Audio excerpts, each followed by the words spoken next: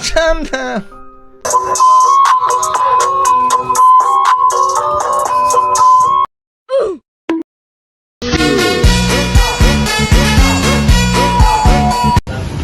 Dalam kehidupan sehari-hari, kita sering mendapatkan perbedaan, entah itu perbedaan agama, cara berpikir, atau bahkan latar belakang.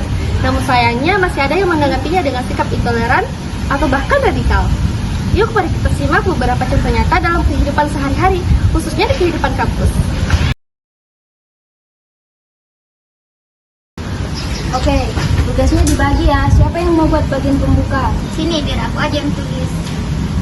Tapi Kristen beda agama, yakin ngerti tentang itu. Jangan gitu dong, Alvin.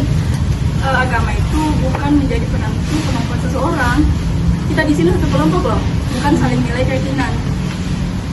Ya, aku kan cuma bercanda teman-teman. Kalau gitu aku minta maaf ya. Nah, itu tadi adalah contoh nyata dari intoleransi agama. Kadang hal kecil bisa melukai tanpa kita sadari. Menghargai perbedaan keyakinan adalah salah satu bentuk nyata dari toleransi.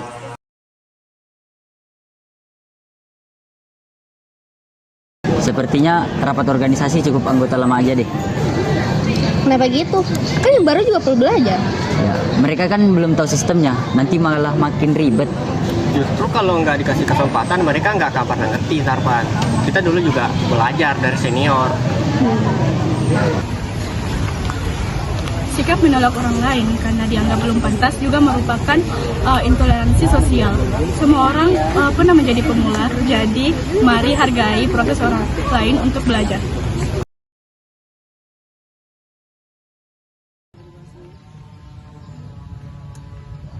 Pokoknya pendapat aku yang paling benar, kamu harus ikut. Tapi topik ini kan bisa kita bahas bareng-bareng. Ya udah, kamu nggak mau buat aja kelompok sendiri. Tapi jangan gitu dong. Kalau kamu ngerasa pendapatmu yang benar, sama saja kamu menutup diri. Diskusi itu bukan soal menang, tapi soal mencari kebenaran. Aku minta maaf ya teman-teman, aku kebawa emosi. Radikalisme bisa muncul dari pikiran yang menolak perbedaan. Padahal perbedaan itu wajar loh. Kita hanya perlu untuk saling menghargai.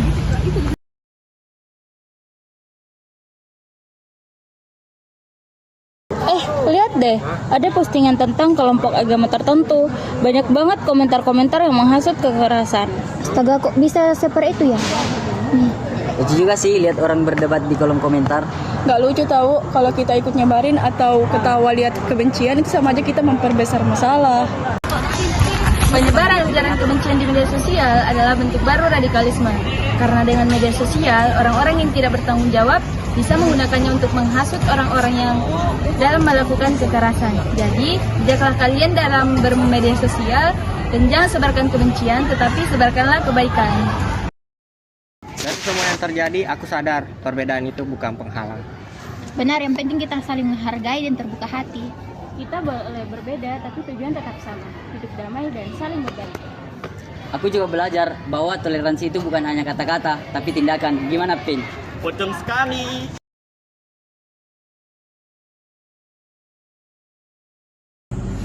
Dari semua adegan tadi, kita belajar bahwa intoleransi adalah sikap tidak mau menghargai perbedaan, baik perbedaan pendapat, budaya, ataupun agama. Nah, sedangkan radikalisme adalah sikap yang ingin mengubah sesuatu secara cepat dan drastis, bahkan dengan cara kekerasan. Dan keduanya bisa muncul dari hal kecil seperti ucapan, tindakan, atau bahkan candaan. Tapi dengan empati, rasa hormat, dan kesadaran kita bisa melawan semuanya.